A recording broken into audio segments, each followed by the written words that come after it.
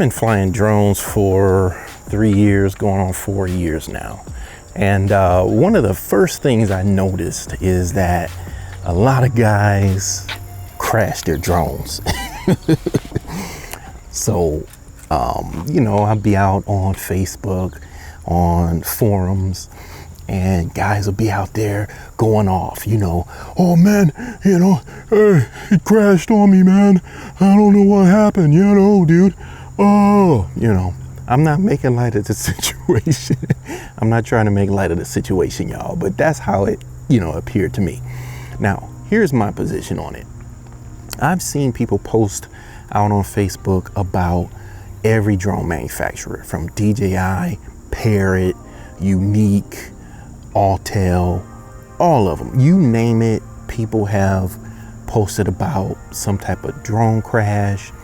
And it's usually, I don't really think I can't say I haven't ever seen anybody put it on pilot error, but it's very rare. I'll say 98 to 99% of the postings I have seen, people are blaming the drone. Now, with that said, yeah, sometimes you do get a defective drone, and sometimes they just fall out of the sky.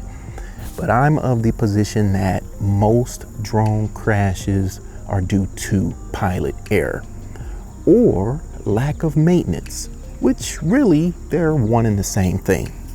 So I've been seeing guys post about the Parrot ANAFI, right? And, you know, I've seen a lot of similar posts about the Bebop 2, and I've had my Bebop 2 for years and no crash, zero crashes, y'all.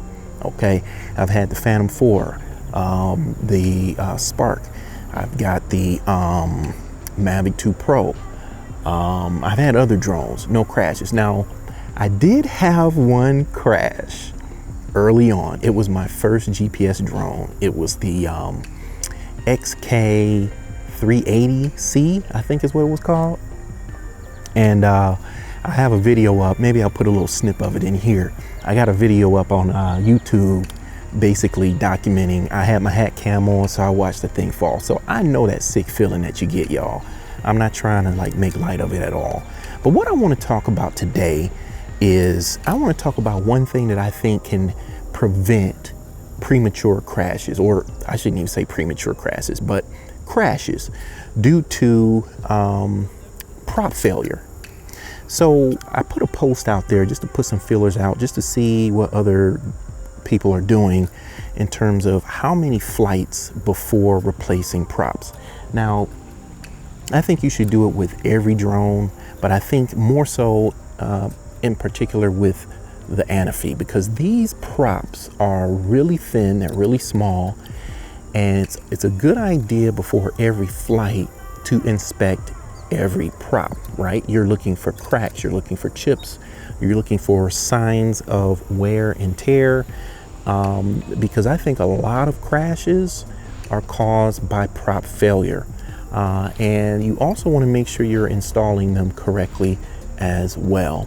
So the consensus I got out there from the people that responded was that after about 100, or it may have been 200, I'll put it up on the screen what it was, 100 or 200 flights, replace your props.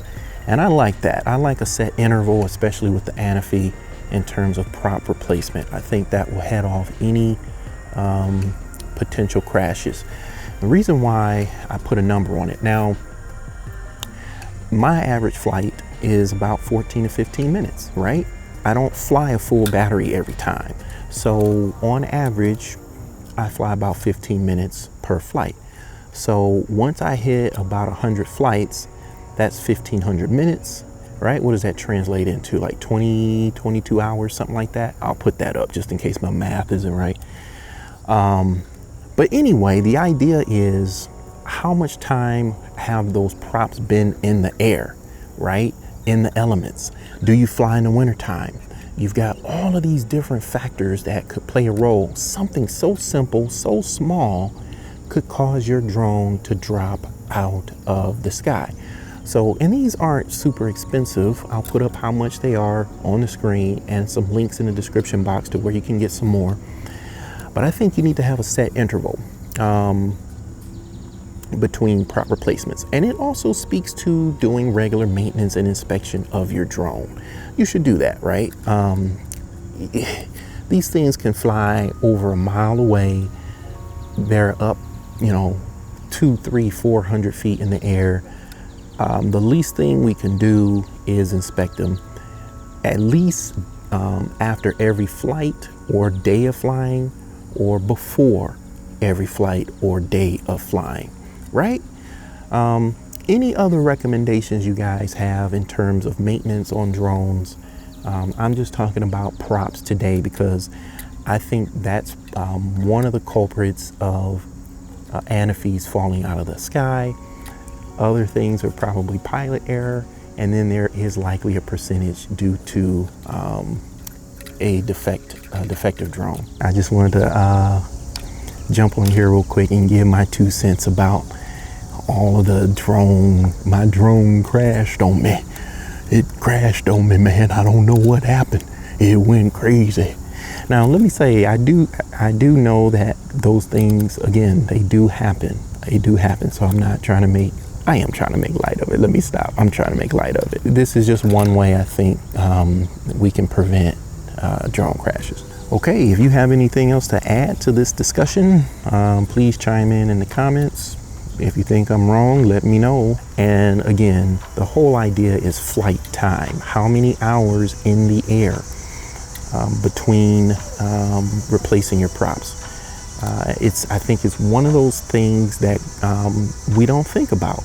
They're so small. We think, we take a look at them as long as they look okay. I know some guys will even take a magnifying glass and really get in there and take a look.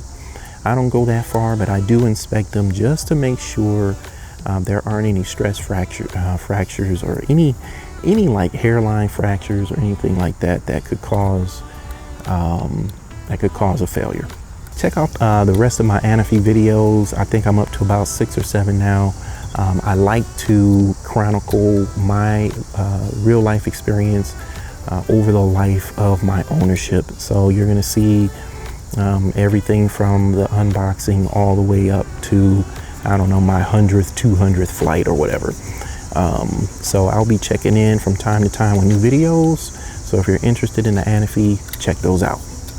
All right, later. We got to vote for you, 'cause you're the man. Oh, hey there. Hey there. How you doing there, boy? So you want to know how not to crash your drone, do you? It's very, very simple. Very, very simple. Come here. Don't be a dummy. That's how you don't crash your drone. Just don't be dumb. Very, very simple. I told you, Grandpa G, it make a lot of sense, don't it? Shout out to Fred G. Sanford, by the way. That's all you gotta do. Just don't be dumb. Just don't be dumb. Okay, that's it. Move along. Get on out of here. Got to vote for you. Boy, if you don't get up out of here,